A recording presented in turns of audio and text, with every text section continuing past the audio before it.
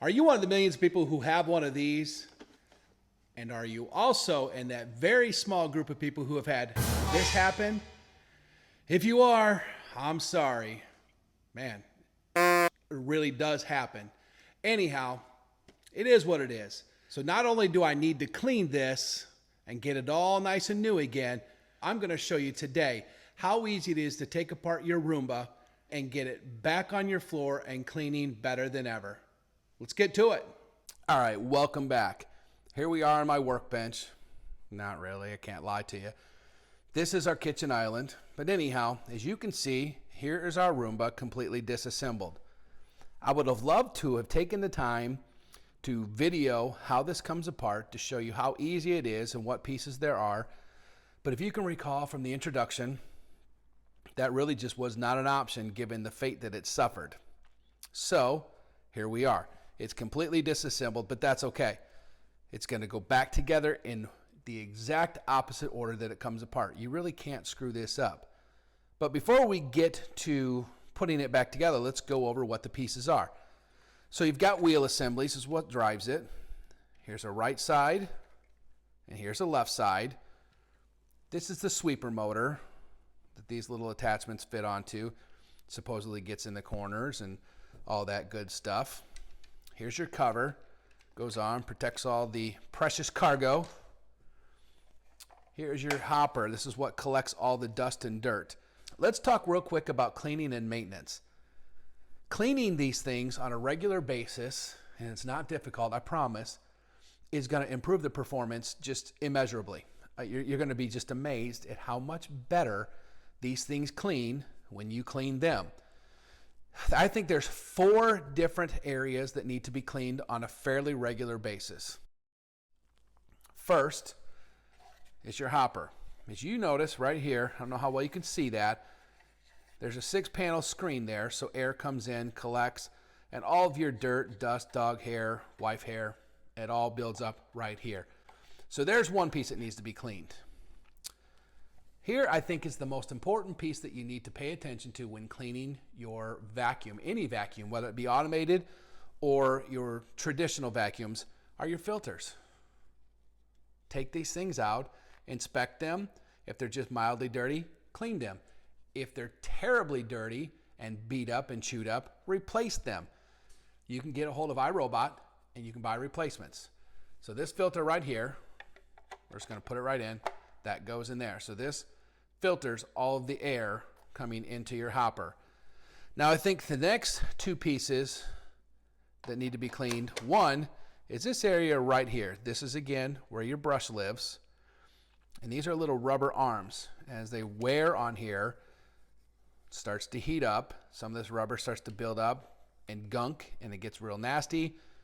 That makes all kinds of noise. Unscrew that, clean that real good. That will help there. And last but not least are now your cleaning wheels. So these go in your assembly like this. They get nasty. They get real nasty. Each one of these wheels has a little end cap. Fits in, lets the assembly roll. All you do is pop them out and clean that. If you can tell, this one's kind of cleaned, but I kind of just stopped because we're getting new ones. But if you look down in here, there's gunk, there's hair, there's Lord only knows what. But again, it's these right here. Pop them off, clean them. So before we start putting things back together, there are only 2 tools that you need to do this outside of your hands. You can get away with one if you've got a size 1 screwdriver, just a standard Phillips screwdriver, but it makes it much easier when you use a precision Phillips screwdriver as well. As you can see, some of these screws are fairly small. Because I didn't show you how this comes apart, let's just give you an example real quick. Talking about cleaning, this lives right here. When you start to take your Roomba apart, you're going to want to clean these wheels and inspect them. How you do that is you just flip this green lever up right there, pull that arm, and these come out. It's that easy. You're going to want to wash these, and again, here's those ends I was talking about. They just snap right on and off. So you're going to want to get those nice and clean. This piece right here is marked, and it shows you which ends go where. 6 sides, 4 sides. You can't really mess this up. So this goes in, and it shows you which way the V's go. So this goes this way. Slide in here, kind of twist it around till it fits in, boom, drops in there. This one again, you can see the V's go this way, it shows there, the 4 side.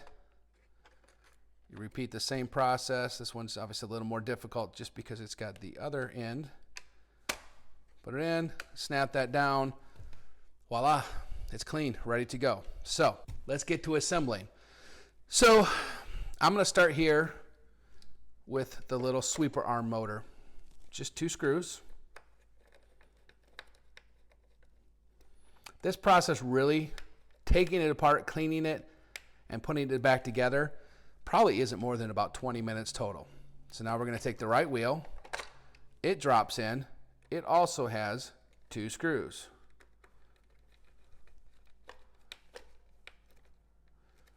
And you've got one recessed right down here. Don't have to over tighten them. Just hand tight is enough. And then this one fits in here, also 2 screws. Now, if you're like me and you love power tools, and Lord knows I love power tools, I would recommend not using them on this. One, all of these are getting screwed into plastic. There's nothing really robust behind them. And 2, you just don't need it. They're not that long. You don't need to do that.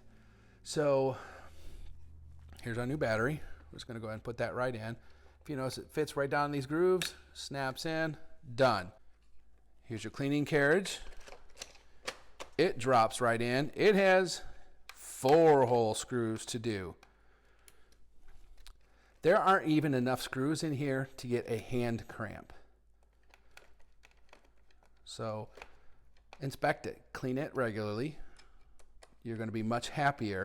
So now your cover goes on, and again, it can't really not go on in the right place. The screws are already in there.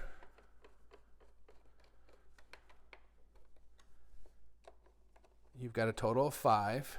1 here, 2 here, and 2 over on the other side.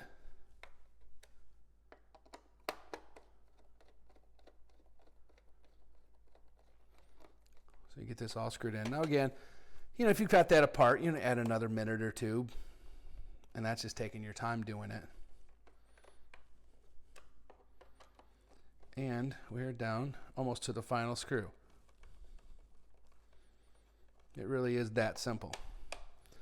So here's the new sweeper arm assembly. Here's the old one that I cleaned. The old one's probably just fine, but you know what? We've got new ones. We've got spares. They just snap on. Doesn't take much to get this screw in here. That's done. And the final piece is now the collection pan or the hopper or whatever you want to call it. And there you go. Your Roomba is put back together and ready to go. And it's dead as a doornail. So we're going to let it charge, and we're going to let it do its job. Well, there it is. It's all put back together and ready to roll. Well, almost. It's got to charge. So once that's done, we're going to get it back on the floor and clean it again and get back to normal automated life. I hope you found this video helpful. If you do me a favor, consider giving it a thumbs up, share it with your friends.